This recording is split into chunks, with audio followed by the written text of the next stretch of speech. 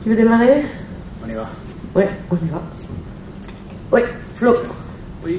Coach, vous êtes satisfait de la victoire, je suppose, même si la deuxième mi-temps doit vous conforter dans l'idée que parfois c'est un peu fragile et que il faut souffrir pour gagner, quoi.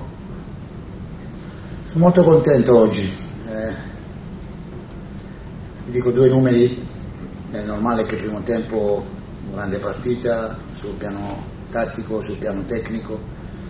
Secondo tempo abbiamo sofferto, però oggi c'è una scusante. Noi giovedì siamo andati a letto alle 5:30, siamo arrivati alla Commanderie. La squadra ha dormito alla Commanderie e quando tu perdi energia come la mazzata che abbiamo preso a Brighton con la partita che abbiamo fatto ci sta. Oggi sinceramente non mi aspettavo di vedere la squadra giocare il primo tempo come l'ha giocata, però ci stava quello che è passato nel secondo tempo, è normale, dispiace. Ho detto alla squadra che su questo aspetto dobbiamo migliorarlo, però oggi grandi complimenti perché non era una partita facile. Queste sono partite, io li chiamo partite trappole, partite che c'è tutto da perdere e niente da guadagnare. Abbiamo vinto, sempre scontato, ma uno che sa di calcio, uno che vive di calcio da tanti anni come vivo io, oggi avevamo tutto da perdere e niente da guadagnare. E complimenti ai ragazzi ed è normale che c'è un po' di delusione per il primo tempo e per il secondo tempo, però grandi complimenti a tutta la squadra. Alors, ce soir, je suis très content. Je pense que c'est normal que voilà, s'il se passe ce genre de choses, qu'on fasse une première mi-temps, une très grosse performance, tant du point de vue tactique que technique. C'est normal aussi qu'on ait souffert en deuxième mi-temps. Mais je tiens à vous donner quelques chiffres. Jeudi, on est rentré à la Commanderie, on allait se coucher à 5h30. L'équipe a dormi au centre d'entraînement et c'est normal du coup quand on perd de l'énergie, surtout après un coup dur comme celui de Brighton pendant peu, ouais, c'était quelque chose auquel il fallait s'attendre et de fait moi je ne m'attendais pas à ce qu'on joue comme on a joué la première mi-temps. Après voilà, c'est normal, j'en ai parlé avec l'équipe, j'aurais dit que t'étais sur cette deuxième mi-temps, c'est là où on doit s'améliorer. Mais vraiment, je tiens à les féliciter parce que c'était ce que j'appelle un match piège. Comme je l'avais dit hier aussi, on avait tout à perdre et rien à gagner. C'est vrai qu'on l'a emporté, on va dire, c'était normal, c'est ce qu'il fallait faire, mais c'était pas si simple que ça. Donc voilà, je sais qu'il y a un peu de déception pour cette différence entre cette première et deuxième mi-temps, mais je le répète encore, c'était vraiment pas un match facile. Tristan. Bonsoir. Ce soir, au-delà du contenu, vous réalisez une super performance au classement, profitant des défaites de Monaco et de Nice, en attendant de voir le résultat de Ligue ce soir. Vous vous imaginez aussi bien placé avant la trêve, notamment au sort de Strasbourg, où vous étiez assez remonté contre votre équipe? Immaginavo, io vedevo, se voi vi ricordate, ogni volta prima di parlare io vengono i giocatori a parlare. I giocatori erano i primi, anche voi avete fatto questa domanda tante volte, eravate meravigliati che i giocatori erano positivi, erano sempre, non si riusciva a fare risultati, però avevano sempre parole di fiducia, che pensavano che quest'anno poteva essere un anno interessante. Penso che è merito anche loro di credere in quello che noi proponiamo, del lavoro che facciamo, perché anche nei momenti di difficoltà questa era una squadra che ci ha sempre creduto.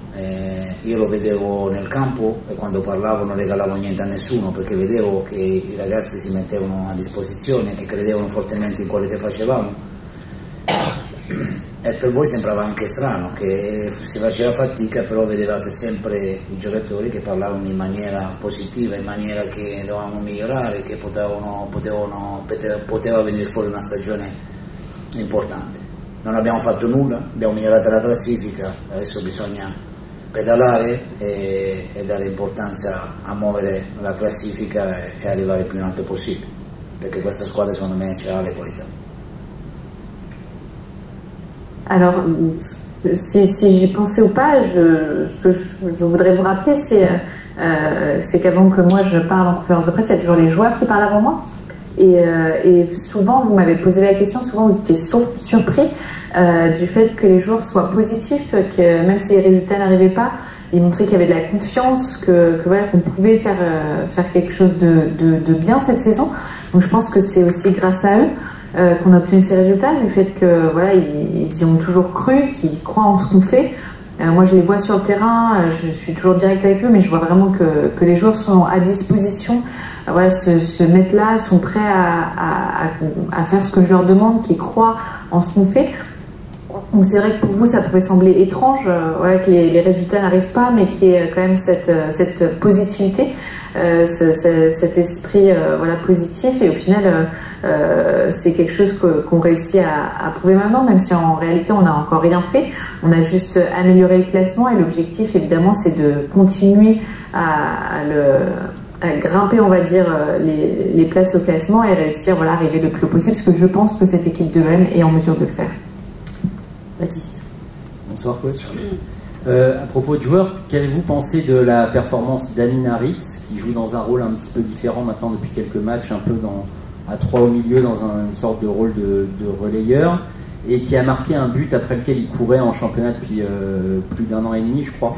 Il voulait être plus décisif. Qu'est-ce que vous avez pensé? Faccio una battuta, finalmente, evviva, perché Amin deve fare gol, ha la qualità per fare gol. Penso che è un giocatore che ha grandissime qualità. Oggi è stato l'uomo in più secondo me, perché dava la possibilità, col primo tocco saltava sempre il primo uomo, ci dava la superiorità numerica. Noi oggi l'avevamo preparata un po', se vedevate costruivamo 3+3, i Piston stavano in ampiezza tutte e due, e abbiamo costruito 3+3 per imballare i loro quinti, e lui si è mosso bene. Secondo tempo anche lui è calato un po', però ha fatto una partita eccezionale, perché è un giocatore che, ripeto, è un driblomane, si riesce a saltare sempre l'uomo, e oggi penso che ha giocato una partita di grandissima qualità. Alors, si je peux faire une blague, je dirais enfin, tant mieux, puisque Amin a la possibilité de marquer, il a d'énormes qualités. C'est vrai que ce soir c'était l'homme en plus pour nous sur le terrain, parce qu'il réussit vraiment, voilà, à surpasser l'adversaire, à nous donner cette supériorité numérique.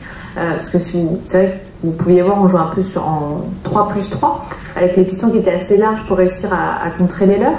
Mais lui, il a ce dribble, il a cette capacité de passer l'adversaire qui est exceptionnel, et donc c'est vrai que lui aussi a eu le rythme qui est un peu baissé en deuxième mi-temps, mais vraiment il a fait un match de très grande qualité. Stéphanie. Bonsoir coach. Hier en conférence de presse vous aviez lancé un appel au public à se mobiliser, à soutenir l'équipe. Qu'est-ce que vous avez pensé de la mobilisation du public, un public qui était très familial? Chapeau, grazie mille, grazie per la domanda, e ringraziarli perché vedere il velodrome con questa atmosfera, giocare qua, ripeto, ci dà forza, e penso che fin quando abbiamo iniziato forte, perché giustamente c'era un ambiente straordinario. Voglio ringraziarli per le persone che sono venute, per come hanno spinto la squadra, e sicuramente per noi loro sono un valore aggiunto, ma lo dico non per fare ruffiano, perché lo penso veramente. Io penso che in questo momento il velodrome, i tifosi marsigliesi che vengono qua in questo momento sono un valore aggiunto, e non è un caso quello che stiamo facendo in casa. Grazie mille,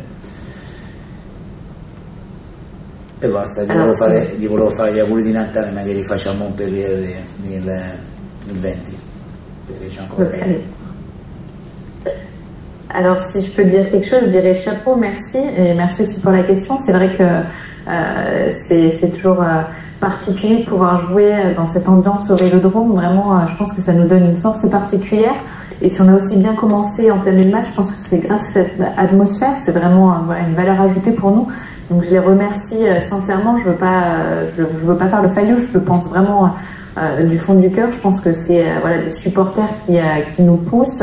Et je pense que c'est pas un hasard aussi si on a d'ailleurs ces résultats qu'on a obtenus à domicile jusqu'à présent. Merci. Merci, bonne nuit.